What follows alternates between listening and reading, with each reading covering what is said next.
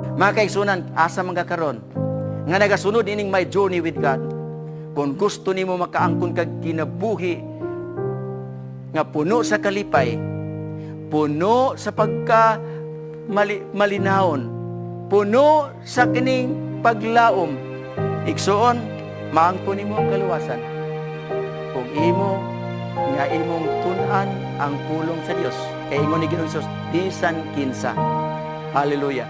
Bisan kinsa nga gustong mahibalo sa kabubuton sa Dios, mahibaluan niya kini. That's why naingon siya, search. Apan ang makasusubong sayop sa mga tao karon, kay ingon ni Ginoong Hesus mismo pod, wa sila nahibalo sa kasulatan ni sa gahom sa Dios, mga kaigsunan. Busa karon nga gabi, mga kaigsunan, ipadayag na ni sa Ginoo kanato na ang pulong sa Dios inumduman nato nga kini siya